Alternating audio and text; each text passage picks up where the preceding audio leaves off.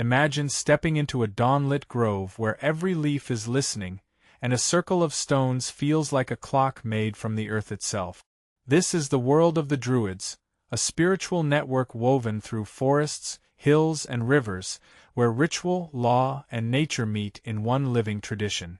If ancient spirituality and nature-powered ceremony fascinate you, subscribe now to join our community of history lovers and never miss a new journey.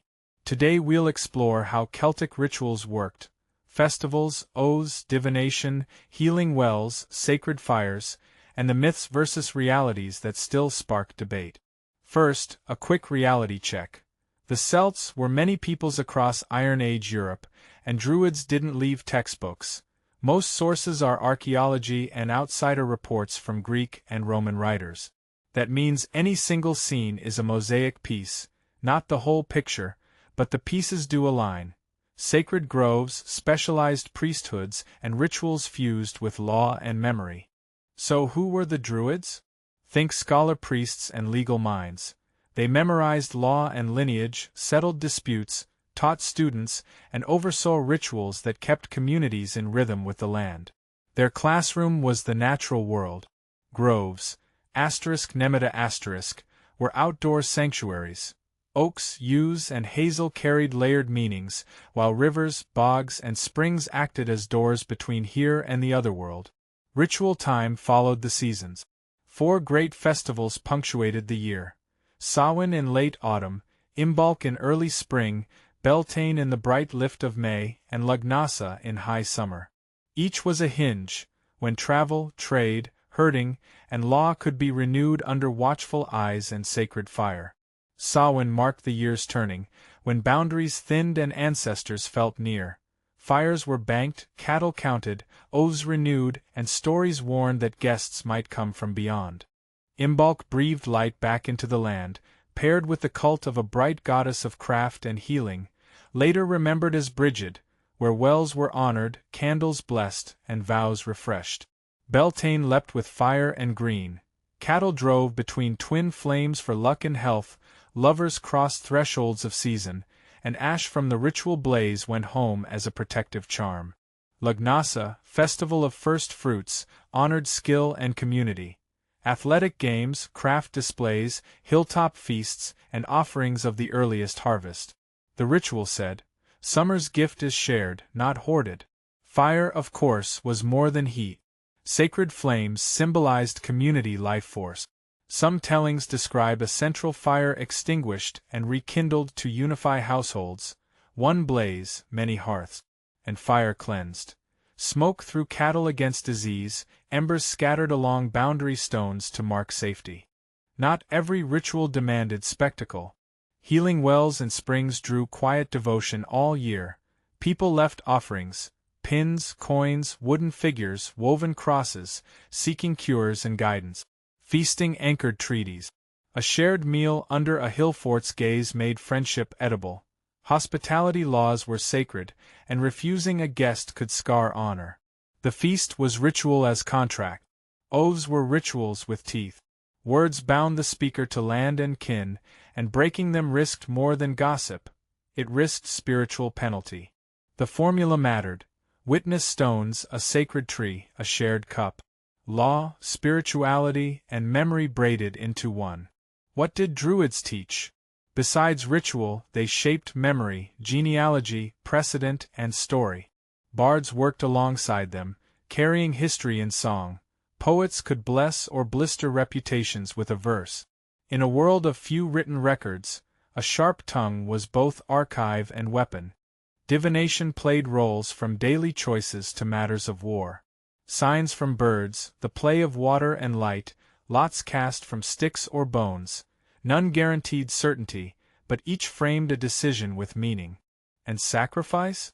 Sources disagree, and dramatic Roman accounts need skepticism. Offerings of goods, weapons, and food are clear.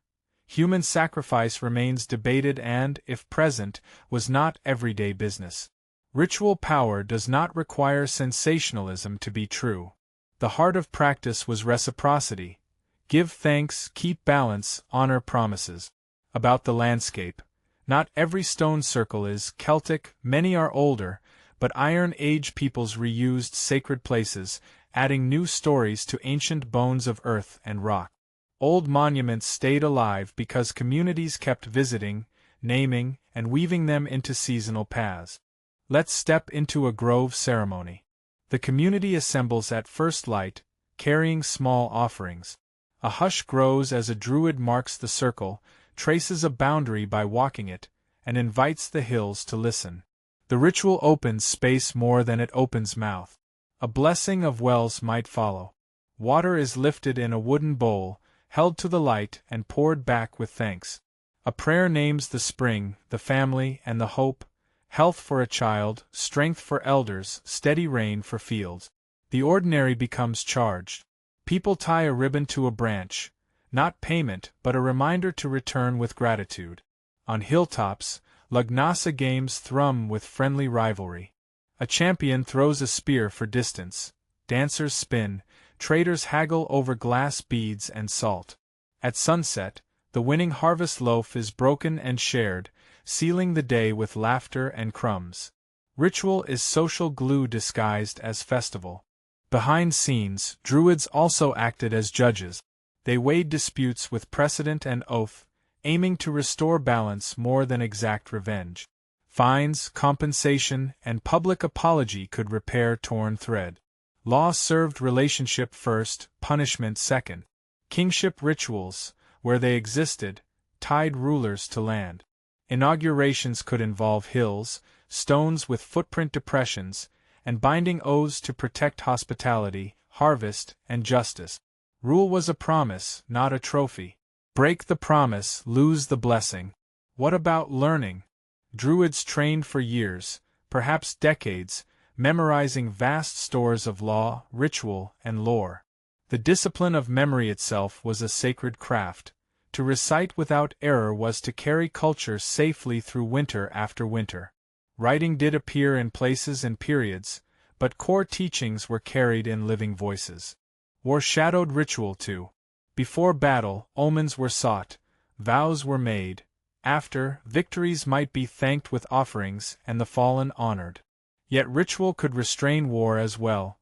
Agreements forged at feasts, truces during festivals, and laws protecting guests. Spirituality policed pride with the threat of shame. Everyday magic threaded through craft. Smiths worked in liminal spaces, earth, fire, breath, so people treated iron and bronze as more than tools. A gifted smith's oath carried minister-like gravity. The line between worker and wondermaker was thin. Story mirrored ritual. Tales of the otherworld, the Sidhi mounds, lakes with hidden queens, heroes under Gisa, taboos, taught that power flows where promises hold. Stories rehearsed the ethics that rituals enforced. You knew what not to do because a hero had already paid the price for breaking a vow in some bright tragic tale. Healing rites bridged herbal knowledge and prayer. Honey soothed, willow eased pain, yarrow slowed blood, plants remembered by hands-on tradition, framed by invocations that made patient and healer focus together. When mind and medicine align, outcomes improve. Ancient people knew that by practice. Not everything survived Christianization intact. Monasteries transformed sacred sites, poets became clerics, druidic roles split or faded. Yet wells stayed holy, festivals adapted dates, and customs wore new names. Culture rerouted itself rather than disappearing. Across regions, practice varied. Gaulish rites in forests, British hill fort gatherings, Irish legal schools. Different soils, same seeds.